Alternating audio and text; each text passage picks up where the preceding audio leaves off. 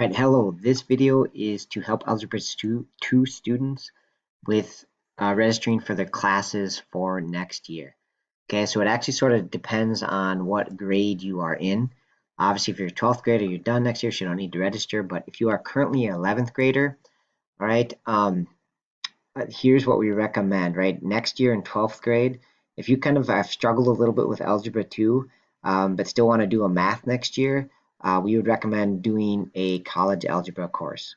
Okay, you don't actually have to take another math course. All you need is 3 credits total. So in theory, you could be done after this year, right? If you have 3 credits as a junior.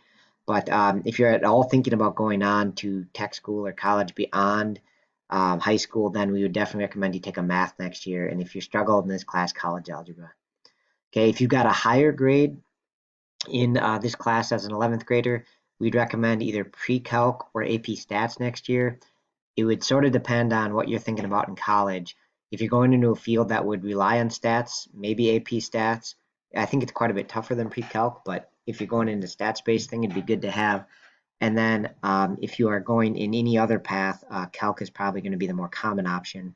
And so you could take pre-calc next year, which will get you ready for calc in college.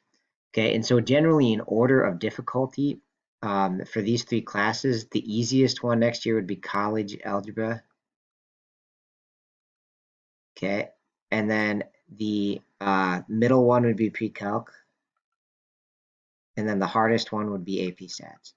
Okay, so when you're thinking about those options, that's just something to keep in mind for difficulty.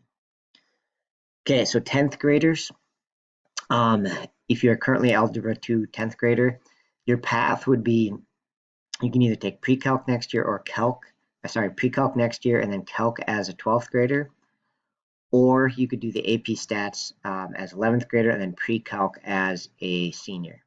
Okay, and the reason why we recommend if you do the AP stats to do it first is we want you to end with a calc class because that'll roll you into what you do next in college, which is likely some sort of calculus.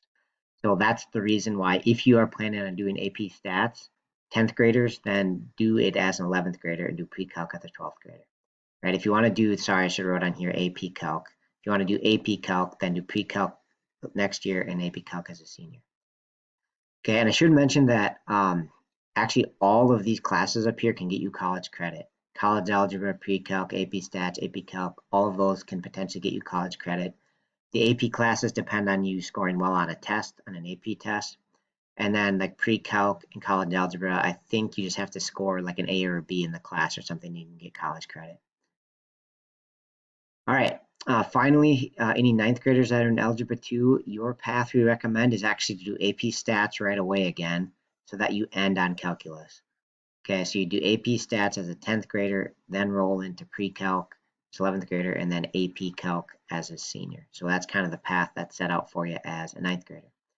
If you have any questions about which one you think I would recommend for you in particular, please reach out. Just send me an email and I can respond, or we can go on Google Meet to talk about it more. This is the general recommendations, but obviously there's special situations. So if you have any further questions, please reach out and ask me.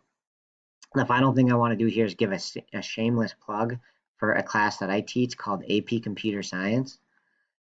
And this is something that is kind of near and dear to my heart. It's was my job prior to becoming a teacher. I was a computer programmer, and so that class teaches you the basics of computer programming, and it's really good for anyone that's considering sort of a computer-based field in college, or anyone that's just interested in learning to program. Right? I think it's actually a pretty powerful skill, and I know there's tons, like literally millions of jobs in this field that are going to go on field.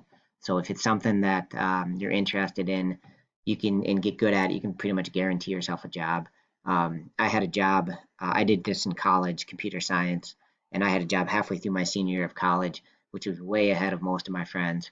So it's a really strong job field, and it's kind of fun, kind of interesting. So I'd love to work with you again in that class, give you an introduction of what computer science is and learning the basics of programming. So that's just another thing for you to consider.